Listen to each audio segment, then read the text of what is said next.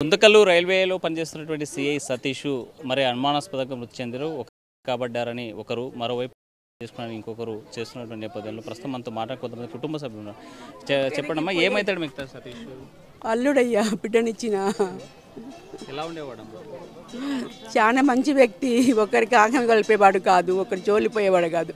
ఎవరన్నా వస్తే వాళ్ళకి మంచి చేసేవాడు, చెడు అనేది లేదు నాన్న. ఇది ఏమైందో దేవుని తెలియదు, మాకు ఇంతవరకు ఏమీ తెలీదు. ఇంతవరకు మాకేమీ తెలీదు.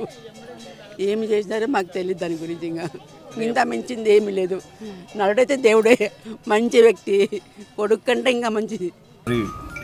సిఐ ర్యాంక్లో ఉన్న వ్యక్తి పైన ఇలాంటి ఘటన జరగడం, దాంతోపాటు అదే కాకుండా ఆయన ఒక ఎంక్వైరీలో గత 5 ఏళ్ళుగా ఏదైతే వెంకటేశ్వర స్వామి గారి కార్యక్రమ దాంట్లో అవకతవకలు జరిగినాయో దానిపైన ఎంక్వైరీగా ఉండే మనిషిని, ఒక సిఐ ర్యాంకర్ని మరి ఫస్ట్ క్లాస్ క్యాబిన్లో ప్రయాణం చేస్తుంటే మరి అట్లాంటి వ్యక్తిని దొరికించుకొని ఇంత ఘటన జరగడం చాలా బాధాకరం.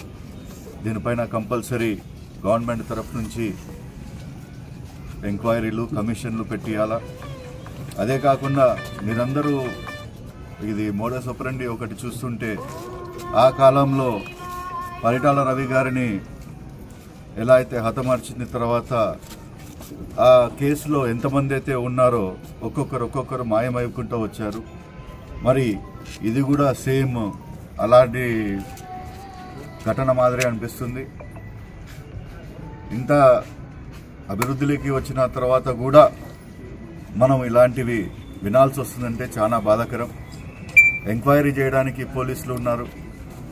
ఆ ఎంక్వైరీ చేస్తుంటే కూడా ఏదో ఒక రూపంలో ఎంక్వైరీ రాంగ్ పోవాలా అని భయపడడానికో, లేకపోతే వేరే వాళ్ళందరినీ కూడా ఒక ఎగ్జాంపుల్ క్రియేట్ చేస్తే వేరే వాళ్ళు కూడా ముందరు రారు.